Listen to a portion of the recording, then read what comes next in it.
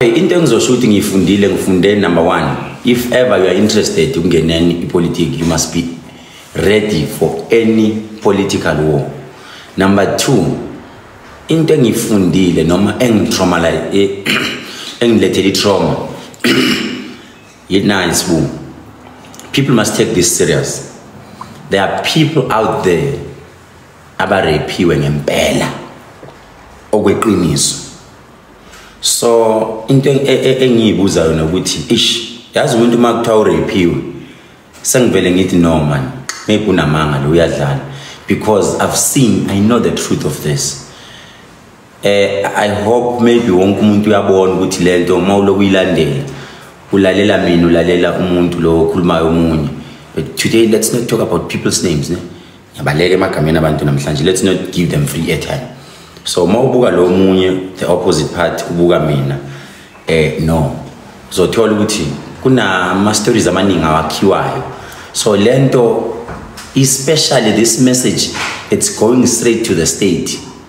Remember, I've opened a case first ye criminal injury yokudicilela phansi isithunzi sami.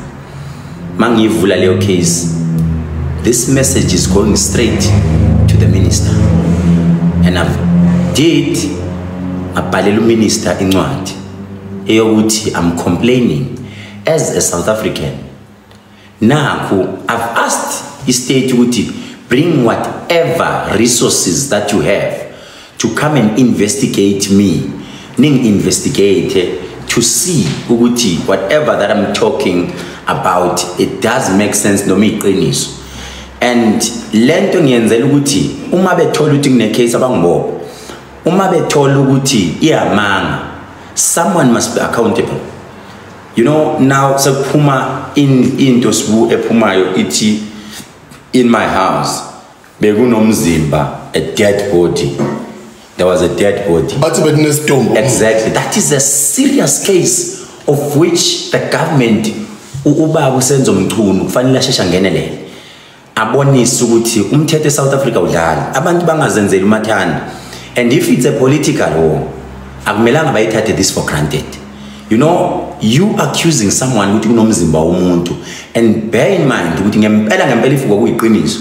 Ebezothi mayovula icase I mentioned the other thing engibonile lapha isidumbu somuntu, and the other things ungalala kanjani the whole night ulala nesidumbu esifile endlini. So hence ngifuna ukukhuluma kakhulu, but i-message engithumela kwi-state sase-South Africa samaphoyisa ukuthi someone must be arrested la, because kunabantu abarephe ngempela abangadlali abangeke basathatha serious because bebone lento ukuthi hayi umdlali igama elithi rape, it's a serious thing.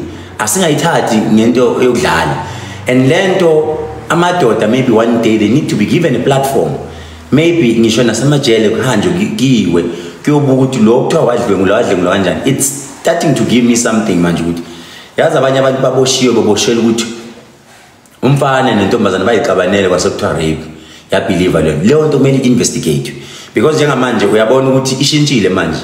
Hayi kunabantu abafile uyalibona igama lami liyadregeka lidonswa phansi manje. But one thing about uKhehlelezi, I'm so disciplined, hence kuthiwa i-comrade. Why am I disciplined? You will never hear me in any of the social media platforms maybe responding or ngeke ngibone ngisho status sami ku WhatsApp ngikhuluma ngalento. I'll only talk la njengoba silana that maybe futhi today that's the last time. Hence futhi I'm not going even into details, not mentioning anybody's name or whatever, but ngizothi South Africa isikhathi sokuthi sivule amehlo, sivule nengqondo, sibhekene ukuthi izinye izinto ningabe uyi-entertain ama kuthiwa i-rape. Ake nilalele qala kakhulu ukuthi i-rape kwenzakaleni kanjani, then you start entertaining it. Yayizwa leyo nto. So hence ngisho ngithi umdlalo omningi la, and igama lami lidonseka phansi. Yazi South Africa bafuna lo muntu abambona ngathi igama lakhe lilapha. You never hear umlungu eshaya omunye umlungu wakubo. But abantu abamnyama, it's either ibusiness lakho sibuliti seliphezulu kufike lo baba bathi uSARS azolishaya. uSARS, it is a private business yomlungu eyayizolwa nabantu abamnyama izobashaya phansi.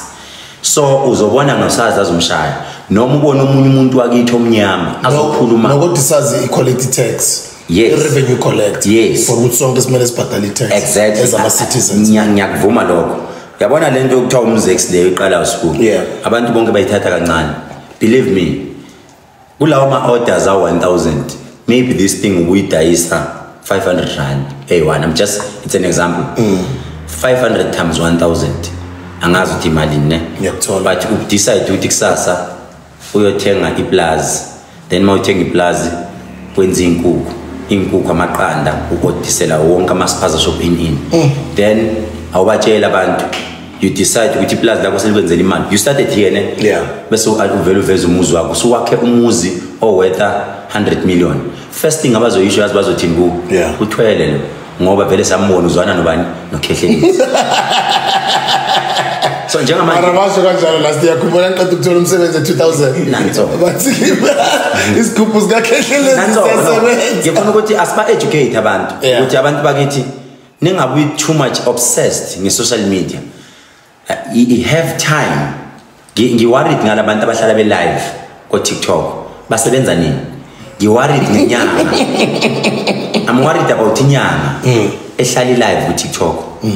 Kanti basebenza nini abantu? Kanti zila nini ukudla kuthiwe namhlanje zilile yona isehlathini iyathandaza kanti imba nini imithi ihamba nini uyofuna ihlanganisa imithi in umuntu ohlala ekseni live emini TikTok is here to destroy us. TikTok wenziwa abantu China or in China. You will never see China umntwana we-China. Tell me iqiniso wakwambona umntwana we-China live. Ngikhuluma ngomntwana maybe na 18 years or 20 years. Never. China what they are advertising with TikTok but advertise imisebenzi yezandla.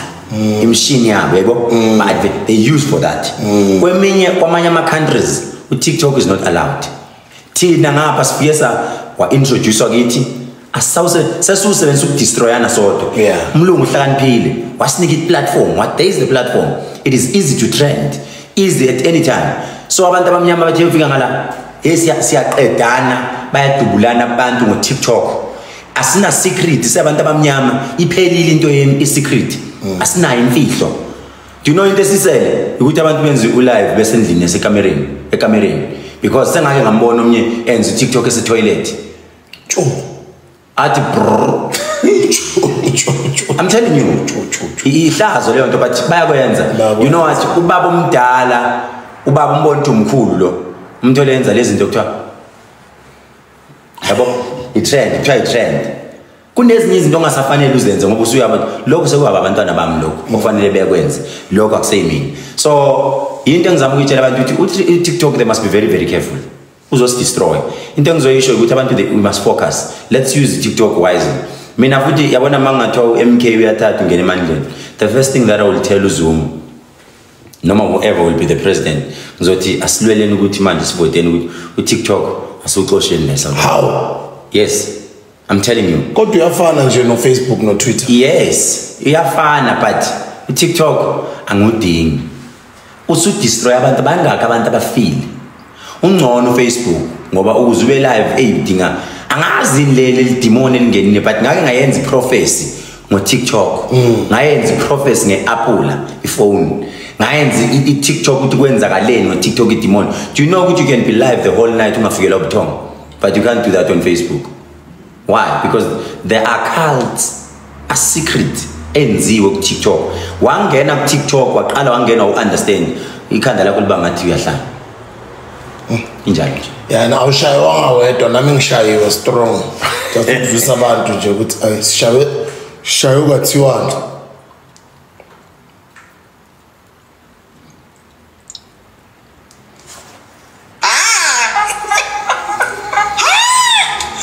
The views expressed are my views. They're none of this channel. Ukhehlelezi kusiqhava udaka zidam twins.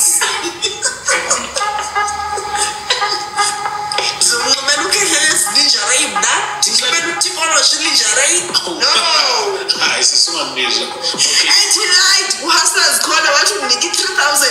The guy is broke. Can't me and a 5 rand. I didn't even ask money from him. He got baby oils like he got baby oils. Just like PDD, baby oils. I was so shocked when baby oil for one I saw a corpse.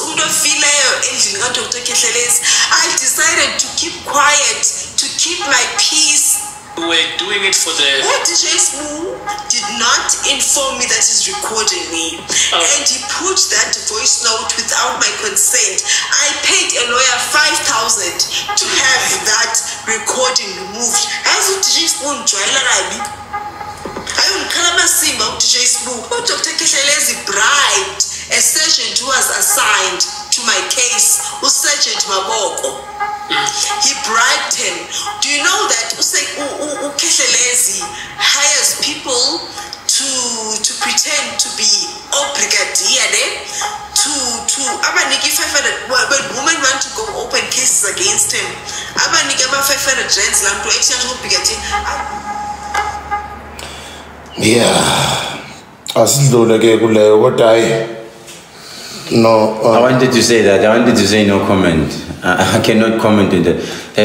Don't argue with the fool because you'll end up being a fool. Yeah.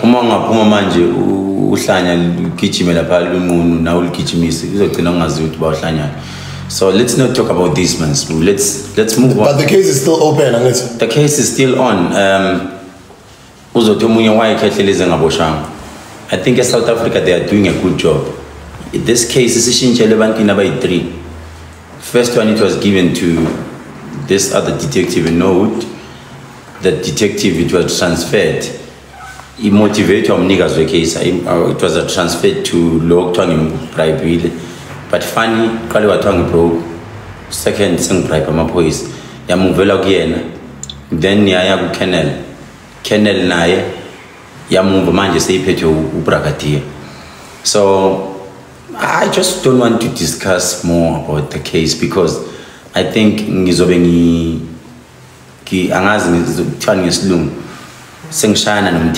let them deal. Yeah, I will be jeopardizing the lawyers in South Africa. I must be arrested, and I'm 100% sure and ready to go down. But if ever bethole ukuthi angikho guilty lento yakhukwa icela sibu untombazana must be a lesson yokuthi naye bambophe ukuze kubuye isithunzi sabantu besifazane. Kunabantu besifazane namanje sisakhala esibaziyo nathi ukuthi badlwengula, we are helping them ukuthi kuboshwe abantu. But uma sekuqhamuka into nje ngizwa ngiphelelwa ihope yokuthi kahle kahle kwenzakalani eSouth Africa. But mina into engizoyisho nje anginawo amandla okulwa, ngizolwa ngomsamo wami. Kuye umsamo ngishisa impepho, idlozi lami lizongilwela. Wait and see. Ungasho kanjalo. Hayi, idlozi lami lizongilwela, anginawo amandla okulwa, ngibroke, anginamali, I can't do anything. But idlozi lami lizongilwela noNkulunkulu engimthandazayo. Mina kakhulu ke ngikholelwa first emadlozini. Yonke into ngiyayibika, of which sengiqalile. Ngihambile ngayedlozi ngathatha impepho ngayishisa ngathatha isinemfu ngasivuvuzela phansi ngathi bogogo nabomkhulu uma ngempela ngidlwenguliwa ngiboshwe but mangingadlwengulanga niyazi bonke abantu abamendleleni yami nibenza njani uma kufanele udle dustbin akadle dustbin mina ngilwa umuthi unawo ngisasho namanje ngiyabheja sibunazi mina umuthi ngisasho nginawo futhi iline yobona khona South Africa yonke imnandi ke le. I don't have time to be responding. Angirespond mina sibungu ngishaya kakhulu 2 years back, ngishaya kakhulu ngibizwa ngescam ngibizwa ngani, but ngisaphila. I was strong. Angaze ngi-invite umuntu ukuthi yenzani ukuthi mina mangilo into yami ngiyilwa ngedwa, ngingena esigodlweni ngenza into yami ngivale la ngiqhubeke ngiphile ngiphambili. Lokho uncane lokho amanzi amancane mfula lo omncane ungaphenduli futhi yabo ngoba nawe kubiza ngesilime kubiza ngamagama wonke angikhumbuli mina sibungena ulwa nomuntu ngibonile enye lokuthi yazi ngabe kuthiwa akuthukanga wamnika iplatform now. But now the question is, how are you going to give her a platform esekuthukile wakubiza ngayo yonke into? Ngaba akakuthukanga ngabuya naye wazoyi explain but manje I don't think now usazombiza futhi umuntu esekuthuke wakuthuka but okwamanje dedela igazi ke nidedela igazi South Africa nihlale phansi nithathe popcorn nidle nibukele ukuthi kwenzakalani sibone umuthi ukuthi uhlala kuthiwa umuthi awusebenzi asibone ukuthi awusebenzi kuyakhonakala ukuthi if umuntu aqambe amanga ngawe ukhona umuthi ukuthi umuntu umshaye ukuthi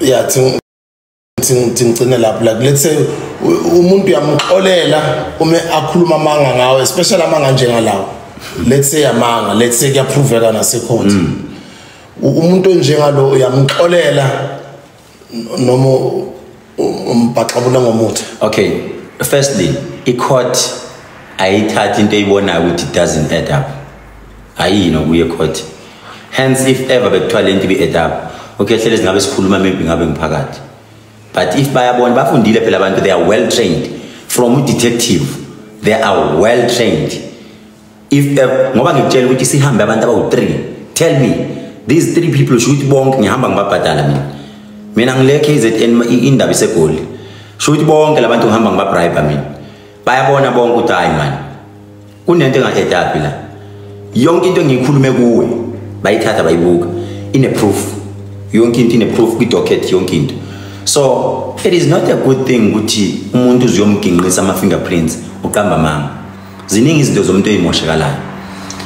Coming back to your question, umuntu mayiqamba manga uyamphanisha khona i-punishment omphanisha ngayo uyamphanisha ufike qala edlozini lakho emsamo udeclare idlozi phela ngithi libona into efihliwe leyazi kwenzakalani you declare uthi bogogo nabomkhulu ngizoshisa impepho mase ngiphambi kwempepho akufanele ngabe ngiqamba mama kumele ngikhulume iqiniso nakho manje zonke zivuleliwe manje ilwane zizongidla amabhubesi azongidla amasango asejela avuliwe kumele ngingene uma ngiqamba manga ngivuleleni ngingene uma ngingaqamba manga ilwane ke nini dlozi lami vukanilwe manje ngicabanga ukuthi sekuyisikhathi sokuthi livukelile elakithi idlozi cha lifana nami lalilungile ngilungile sibu uyangazi bengeke ngizwane nawe baningi abantu abenza ama interview kwena sifike sa amagazi wethu azwane yezwa le nto angiyena lo muntu mina onenhliziyo embi hence ngisho ngithi usizi ngabe futhi wayeze kimi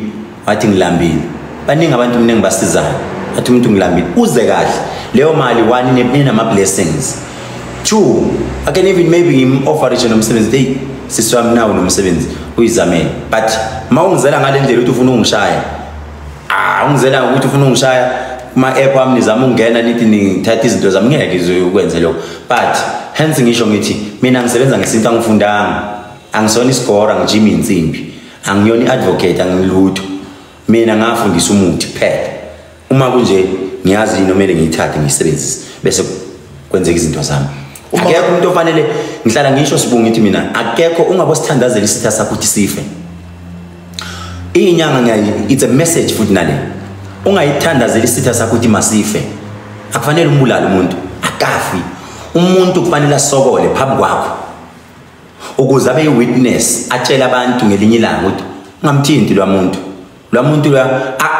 uyozohamba etshela abantu ukuthi umuntu uyathakatha lo ungazi umuntu sibuye kubiza ukuthi uyathakatha noma ethi uthwele ikhona into akazama ukuyenza kuwe wahluleka so kumele naye abe umunye example ukuthi athi hayi lo muntu uyathakatha because sezamile umuntu wakwazi South Africa ukushaya irape uZuma nami phela uZuma naye nje bamenzeli into athi nangu rape yaze yaproveka leyo nto. What if unamanga wena? What if nginamanga? Yeah. Hence I'm giving in South Africa they've got all the resources. Here's my phone. Ngishintsha nix phone yami nayo engiyiphathayo. Ngisasha namanje yonke into engiyibhalile abathathi intelligence ayithatha ifone yami icheck ukuthi ikhona into engiyidelete. I didn't delete anything because I knew ukuthi ngidila nomuntu onjani. Ayikho nento eyi1 engiyidelete. Into engiyikhulume kuwe even the court if they can question me regarding into engiyikhulume la into engiyikhulume la into engibhale lapha into ekhona efonini yami I won't add anything. I'm adding nix. I still stand. Kimile nje kanjalo. Okay. Ngoba futhi kuthiwa ngiphuza notshwala kwathiwa kwenye ama podcast ngibone kuthiwa uyaphuza ngiphuza ithangare oh my god. Angithi kuze siprove amanga angazi noma abodokotela bayakwazi ukuthi emzimbeni bacheck ukuthi in my entire life ngake ngayifaka yini alcohol emzimbeni wami bazoyibamba lento if ever kuyenzeka uma bebambe lapho ukuthi in his entire life akaze waphuza shothi yamanga le ngoba kuthiwa ngiyaphuza mina ithengari ngangiphuzile I don't drink, I don't smoke. Ngihlale ngisober minded kanje njengoba ungibona wena wabona umuntu esober njengomnye iMK loqini. Unokana kamnandi njalo nje uhlala unuka kamnandi. Ngiyabonga kakhulu. Ngithe ngena ku live last week ngakubona u live no awugogo Skhotheni ngimkhumbulile futhi siswami sicela ubuye uzosivakashela baningi abalandeli bakho bala ku Hustlers khona bafuna ubuye. Namdala ngagcina I think the last interview says it's maybe almost 3 years ago now ne. 2 or 3 years ago. Yeah, so sikhumbulile gogo Skhotheni. I'm looking forward to our interview. Nokuthi sikhulume ngejourney yakho entsha oqhubeka ngayo siswami. Siyabonga uma uqhubeka wenza umsebenzi kaNkulunkulu. Ngikubone ulive no Dr. ngibone wena uDokotela Mzo ulive no gogo Skhotheni nixoxa lapha yana. And kunengxoxo egcwele nje eMzansi and nentsha they are starting to get confused ukuthi kanti are you able to resign from ebungomeni, which is it is a good thing umulandela uNkulunkulu whether ebungomeni noma enkonzweni it's all a good thing ukuthi encourage abantu ngokuthi babe ama-Afrika balandele isintu sakubo noku encourage abantu nokubathanda uNkulunkulu into enhle konke lokho.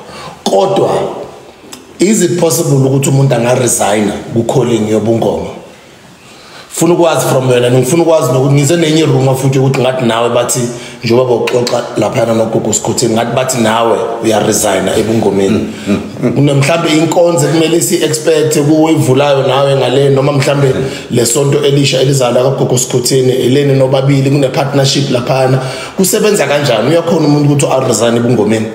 Okay, you know what they will do on social media, they will cut the clip bazoyikhatha bese ithi ukhethelezi nawe ya resign. That's what they usually do on social media. They will cut that clip. Okay, let me respond on that. Ekugcineni ugogo Skhotheni mdala. Mangithi mdala, you have a right to decide whatever you want to do in the country or outside the country. Especially she is a South African. She has a right to decide whatever she wants to decide.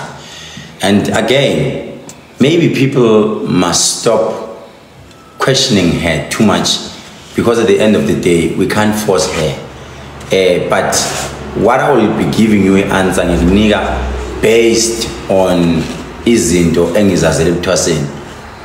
Uma ungenwe idlozi, it is not by choice. If it was by choice, baningi abantu kufanele ngabe bayizangoma abathi mabebuka ukhethelezi bathi so wish phila le lifestyle. But idlozi aliveli lingene noma ubani.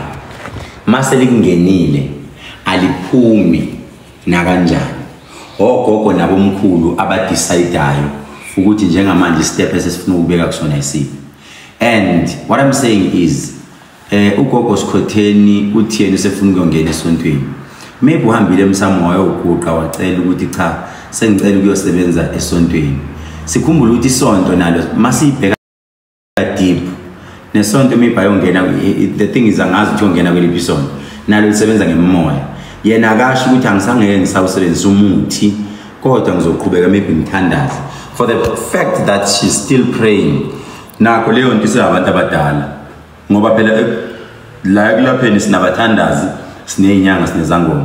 If she's saying uyesontweni should yoba prophet Tumi.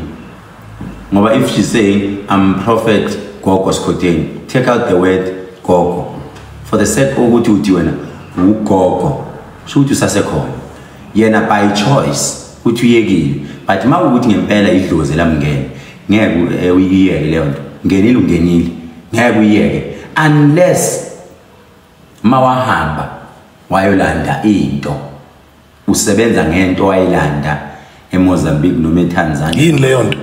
Obviously sethwala. Oh, okay. Mawahamba osebenza ukusebenza ngalokho beloke bethi abantu bayasebenza kanti usebenza ngalezo zinto.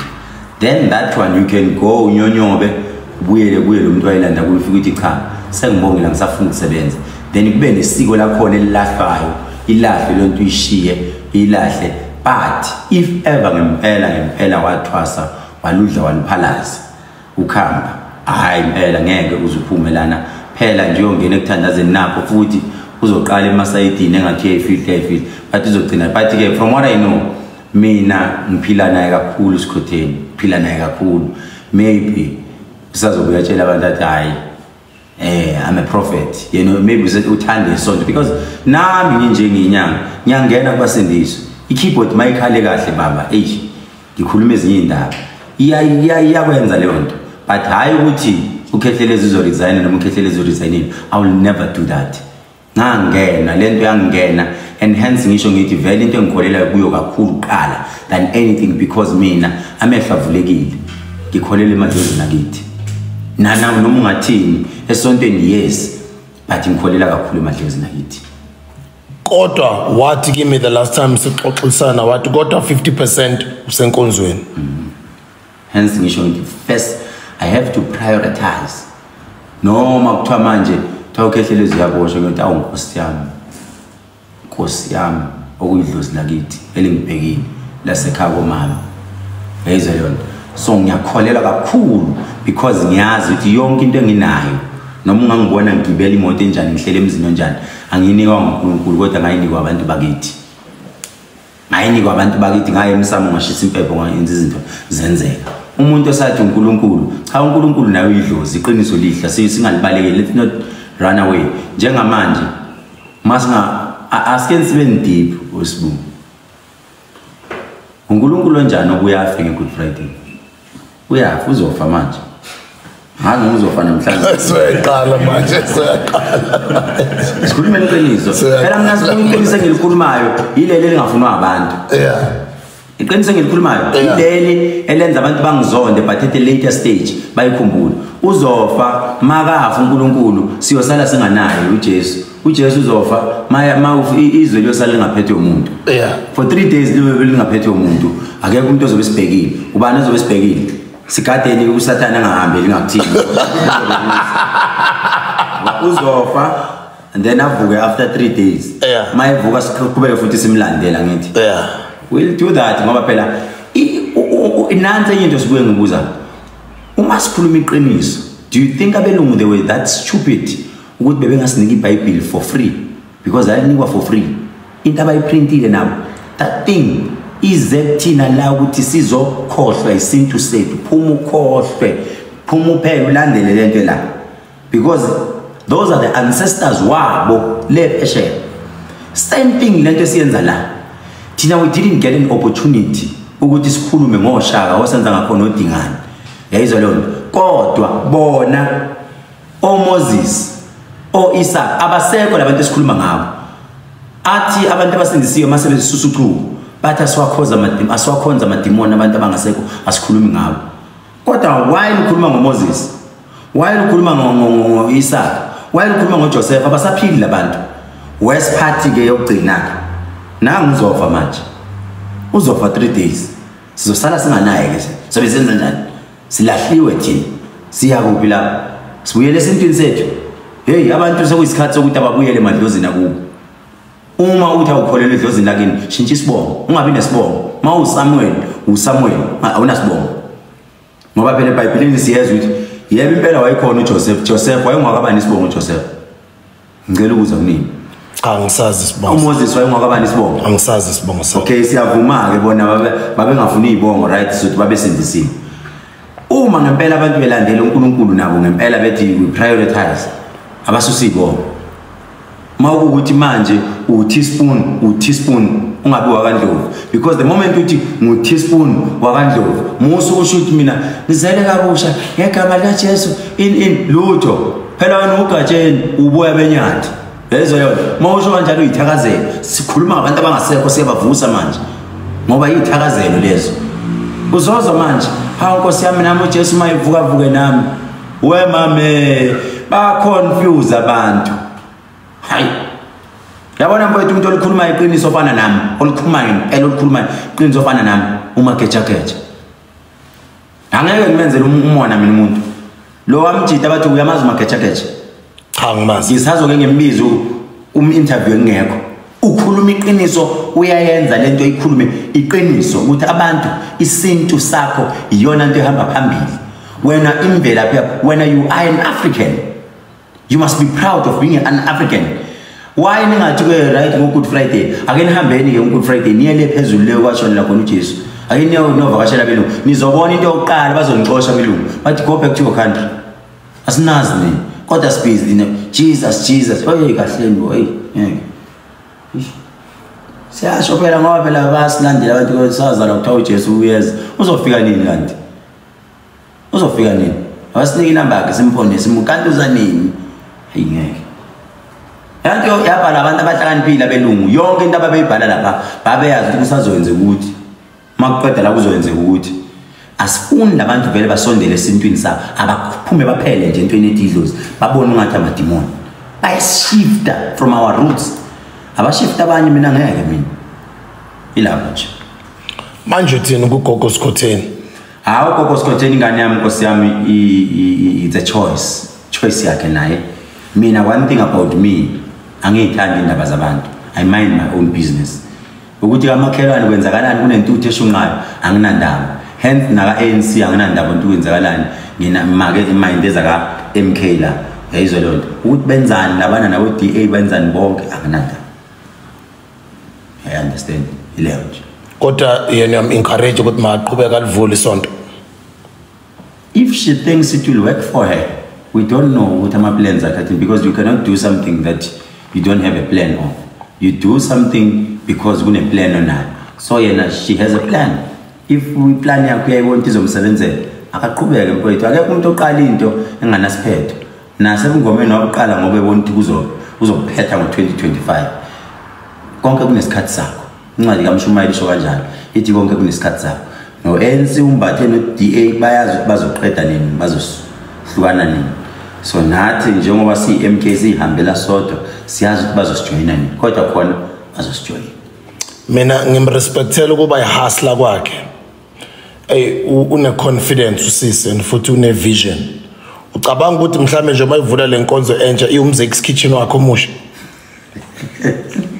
The thing is I haven't seen the church that's what I can say angiyibonanga isonto I only went to her place cover that club I went to the club it's very good it's beautiful very beautiful so as umuntu wesifazane I'm motivated and as umuntu engijwayele ukukhuluma naye most of the time I'm motivated izinto angitshela zona ayicabangayo going forward business wise I'm encouraged we are encouraged and what I like about her is maye ngathi uxakekile uyangibuza even now leyo resign lahla phansi wangifonela maybe 15 she called me maybe 15 times kwa shooting busy ngento ze politics answer shangi phone yakhe she wanted to tell me no you know what I want to start something new now then angizwuthi team hence ke ngangekho mina ngekho available but into engiyithandayo akadependeli kumuntu wesilisa endodeni because mawu intombazana out there udependele endodeni indoda ungadependeli kakhulu kuyona indoda ithanda umuntu ophushayo nayo yeah exactly uyabona ithi indoda mawusendlini uthi mawuthi ish yazi kushoda 1 or 2 athi umuntu esifazana no uyakhumbula ukuthi sange ngasho ukuthi kunento engihlanganisa ngithi manje ngathola into encane ayike umuntu esilisa othanda umuntu othi maholile impazi abuye nemali athi baba nayi imali ngisebenzile nayi what can you do yabona loyo muntu ungamthengela ngisho whatever because uyambona ukuthi nifuna ukuya phambili baningi abantu besifazane abafuna ukusupporta financially but uthi mawumshayela umthetho akafuna ukuzwa akafuna ukulalela akafuna so amadoda lapha ngaphandle ungamniki umuntu esifazane imali ongeke afuna ukuthi futhi umcontrol ajikathi kwena uyamcontrol right ngizocontrol abani ke ngoba phela ngicabanga ukuthi umuntu wami so uright uSkhotheni akagijime umuntu esifazane abantwana bakhe balambile if ever she thinks it will work for her uright akijime no ihustle ihustle sizoya kulelo sonto lelo ngizovakasha ngajabula kakhulu ukuthi umelo yangizoya definitely ngizoya ngiyamthanda futhi ngiyamsupport uSisTumi ngithanda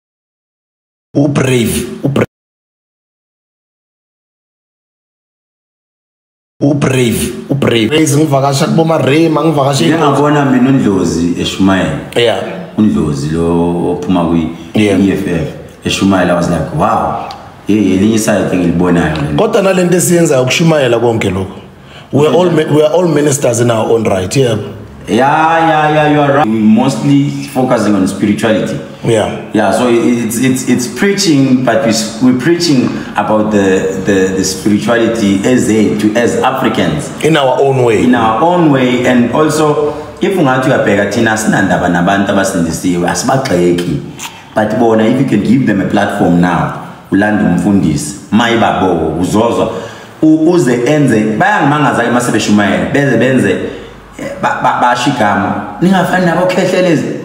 Oh my God, ubona baxakekile abantu laba. Do you know ukuthi isibu? Let's be honest. Mina mangathwala abantu ngiyabasukela ngize ngiba prophet. Ngibasukele live kanje ngiba prophet ukuthi wena esontweni lami usebenzisa ukuthi nokuthi. Uma nifuna ukubona ukuthi ngiqinisile njengamanje ngithatheni sambeni. Mina ngifuna i-challenge yomfundiso yiwanozoma. Athi mina ayikho into engangayilanda mina oyi-one ethi mina khethelezi ngakumela mina ayikho into engangayilanda yini ngithi challenge accepted. I will prophesy then mangiprofethe sizoya la ngizothi manje asume ngisho into yakho ngawuyifihlaphi sizohamba siyoyilanda siyongena ngithi lokho kusebenzisa ini lokho mina mangifuna ukuba expose ngaba expose ngiyababona nje behlala bethi abokhethelezi anginandaba nakho thina it's not like izinto esizenzayo ezabantu besintu siyathakatha. Hence ngihlala ngibachaza ukuthi umthakathi yini umthakathi umuntu othi makabuka usibuku abe nomona ahamba athatha umuthi afuna ukushanga umuntu. That's a witchcraft. But mina I'm not a witchcraft. Mina ngisi-exercise isiko lakithi izinto zabodokotela. Hence nala ku-MK ukuba uzuma uthe umukela wonke umuntu. We have abefundisi abasindisiwe, we have abefundisi amakatholika abakashemba abani bona bahlangane nezinyanga siyasebenzisana. We call that it's an MKRIM. It's a movement la ehlanganisa khona belaphi nabefundisi sihlangene kanje. Hence lawo bantu yothola sisebenzisana kukuhle simuva siyaphambili akubandlululwana. Dr. Khethelezi